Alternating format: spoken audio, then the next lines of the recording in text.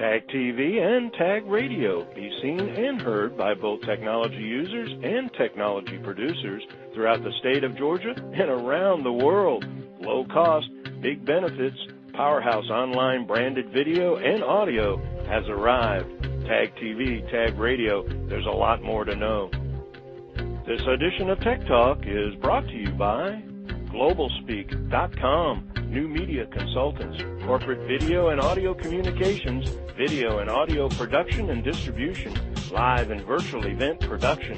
Tag TV and Tag Radio is a service of GlobalSpeak.com, creatively delivering powerful marketing, video, and audio solutions. Recognition, truly deserved recognition.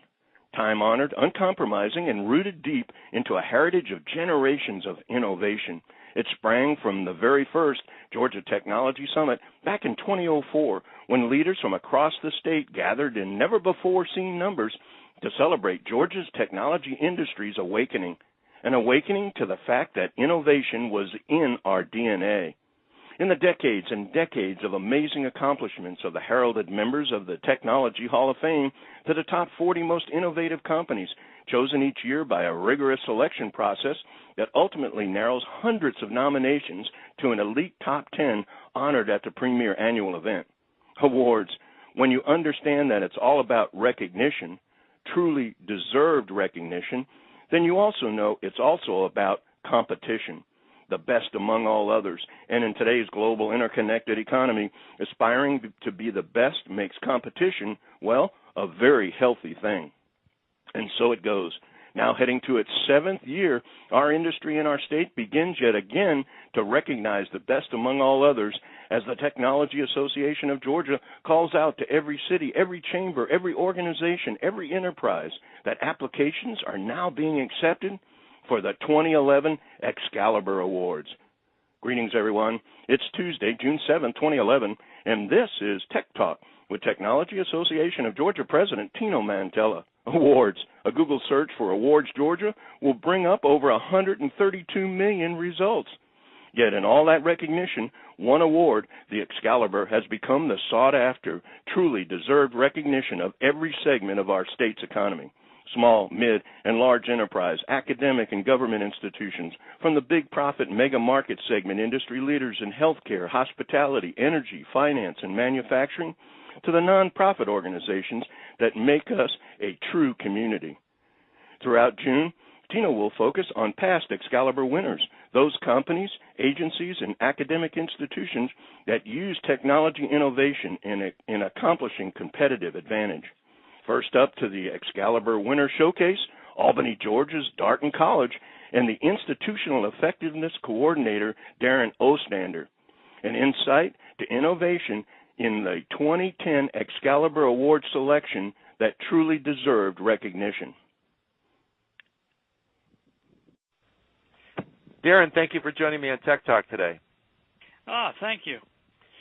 Last year, about this time, I'm sure you were thinking about the Excalibur Awards, hopefully so, and you ended up impressing the judges and ended up winning the competition in your category for Darton College, and it was very impressive, I would say, and I know that our audience was extremely impressed in terms of the innovation happening at the school. And part of the reason for this conversation today is so that our listening audience can get geared up, and hopefully many of you listening today will jump in and take a chance on the Excalibur Awards, which are happening on October 21st at the Renaissance Waverly. So with that, Darryn, let's get started by just talking a little bit about Darton College. I'm sure some of the folks listening in know about the school, but maybe others don't. So could you bring that to life? Sure. Darton College is located in southwest Georgia. It's actually in Albany. And at the time of the award, Darton was a 2-year institution, but since then, we've actually become a state college with the ability to grant a selected number of 4-year degrees. The school has about 6,000 students, something like that.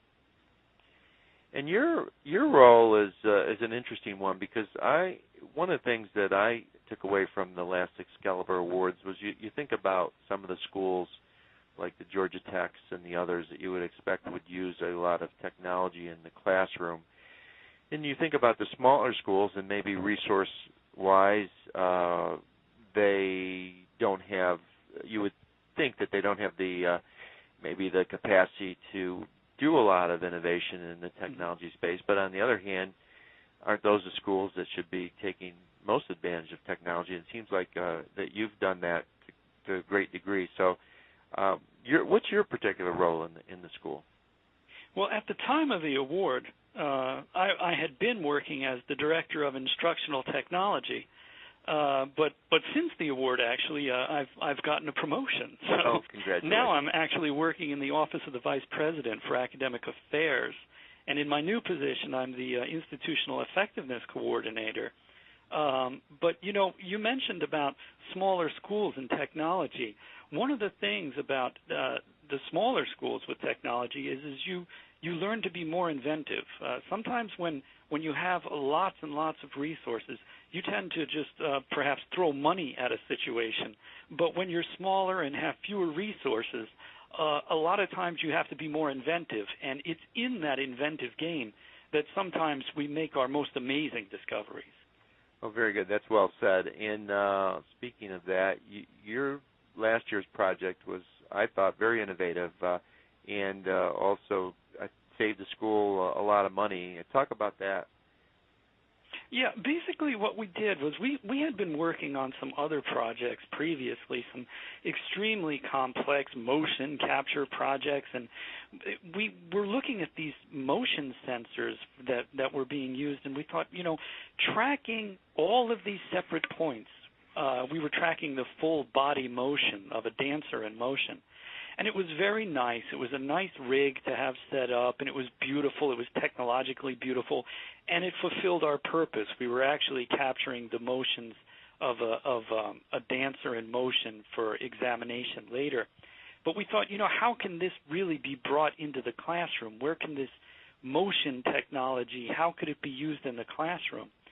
And that's when we came across some of the work that had been done by this computer programmer, a man by the name of Johnny Lee. And he had shown how you could use a Wiimote to actually track a single point and how it could become a whiteboard. Well, once we saw that, we were really impressed with the idea, and we began building these things and finding ways that we could implement them into the classroom.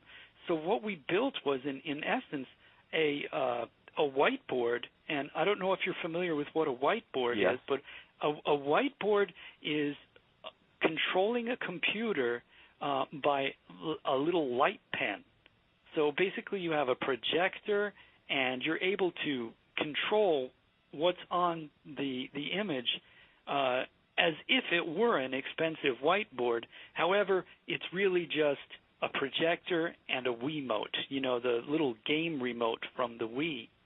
And by doing that, you can set up for less than $150, $150 being the absolute most expensive you would have to spend, assuming you have a projector and a computer, which all of our classrooms do.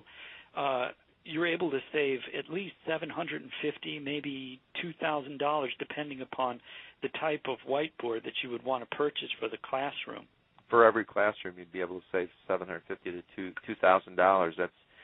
That's adds up pretty quickly. So, and you guys have done a number of other technology projects related to the classrooms for the students. I would think that you're a national model. Are there a couple other projects that you'd be able to point out to our listeners that they might find interesting? Well, that project, that full motion capture project, was certainly interesting. It was part of an outgrowth. All of this actually began when we began fooling around with the idea of 3D technology.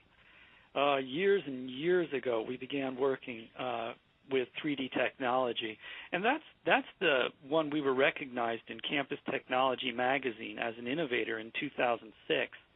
What we did there was we took a virtual model of a human heart as it was beating, and we were able to film it stereoscopically. Okay, I understand 3D televisions are everywhere now, but in 2006 there were no 3D televisions. Right. And, the very interesting thing is the format that we used to make that 3D, that same format will work on a 3D television today. And, in fact, I have one at my house. But the work that we did back in 2006 actually functions today on a 3D television. Then also in 2010, we were recognized by Campus Technology Magazine.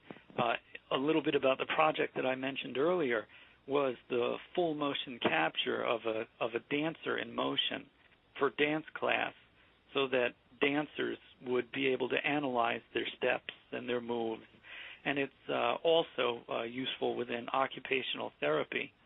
That work there is, like I said, what led us to think about this idea. For the full motion body capture, you have to capture no less than 36 actual dots on the human body, and it's very complex. Very interesting. I would think I've been to some of the gaming studios because we're pretty populated and blessed with having a number of companies working on various types of gaming. I imagine they either do use that or could use something along those lines. Yeah, and if you're familiar with that, it's exactly the same thing. One of those little infrared readers that's used to capture the motions for gaming is exactly what the Wiimote fills in as. Right. I suppose if you had 36 of them and you hooked it up, you could maybe use Wiimotes. So you were the winner of the Excalibur Award, and people are out there saying, should I apply for this at this point? So did it have any meaning beyond just the awards day for you or your college? Well, for me, it was the most prestigious award. It was an honor and the most prestigious award that I've won while working with instructional technology, and it might have got me promoted. So, but there you go. Well, that's enough to get. I would definitely recommend entering into the Excalibur Award with no doubt.